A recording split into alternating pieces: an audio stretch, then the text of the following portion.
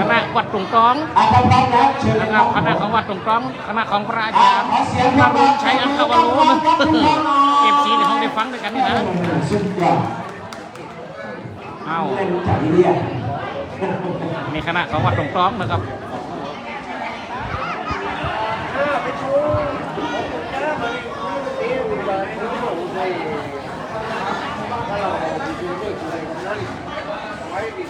สันติสุขหมู่10พยายามเปิดโวยนะ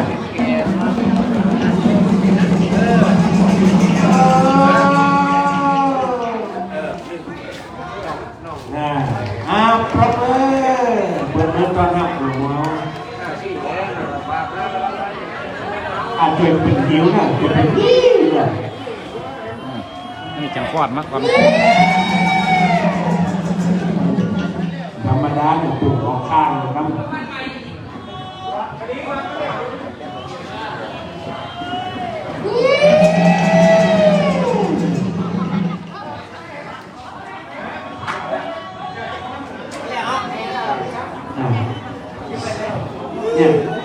อย่างมันนกทำเอง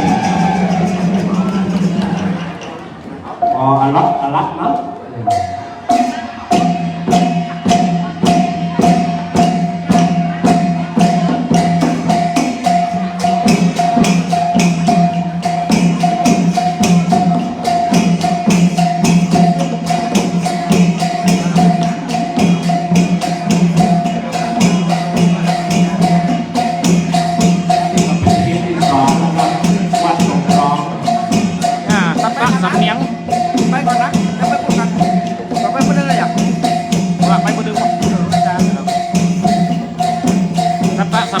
ฟังเสียงกลองนะครับเสียงตัด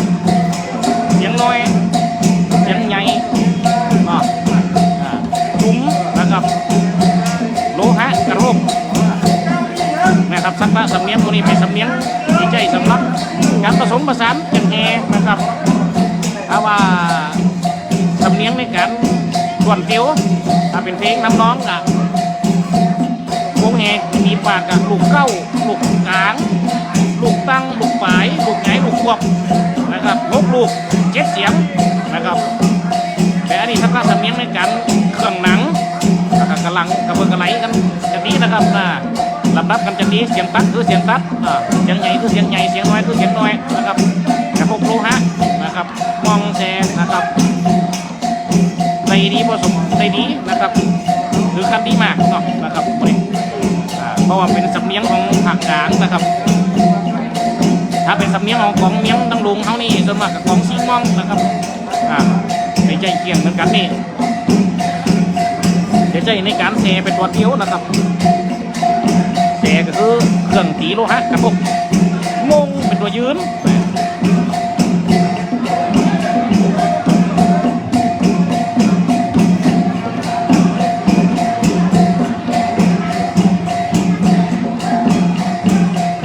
คนที่ฟังวิทยุนะครับที่ในมาติด3 พอด้วยกันวันนี้เทเลอร์นะครับ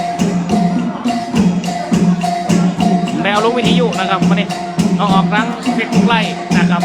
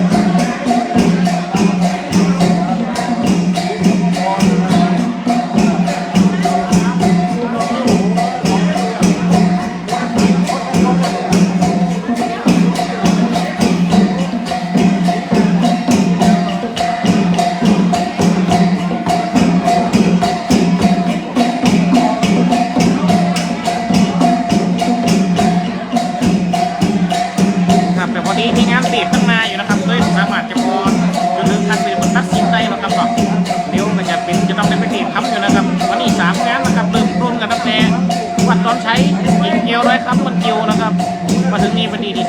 2ประหยัดโยมเนาะเพราะฉะนั้นบางเดียวบางครั้งไม่ได้พอจนถึงขั้นตัดสินก็ต้องขอสมองขออภัยด้วยนะครับ จะซื้อเมื่อวันใดได้ทีหนึ่งอย่างบ้านเขาบอกเดี๋ยวก็จะว่าจะปฏิทำอยู่นะครับอันนี้เป็นที่ที่ซ้อมนะดูเจ้าเป็นว่าเนาะมันก็งานนะคนดูเจ้าเนาะคนบ้านกับพวกคนบ้านเนี่ยสถานทั้งหลายนะครับ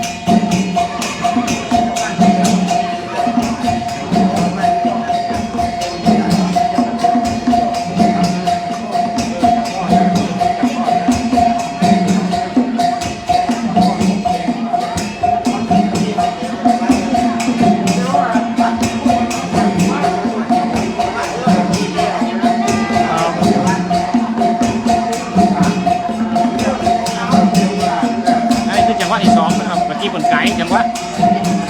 งานอย่างนี้มันได้การไก่ทำน้องกับมันนะครับเล่นในการไก่กับมันนะ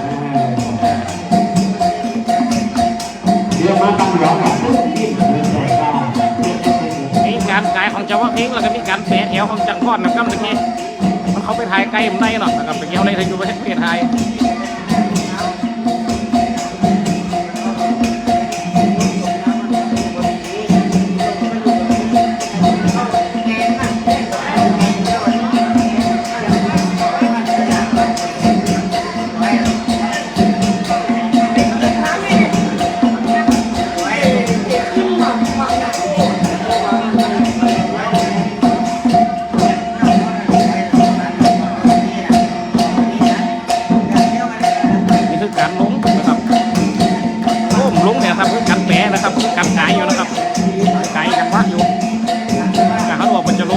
มีการเป็นการลูกเต้นนะครับบ้านเข้ามา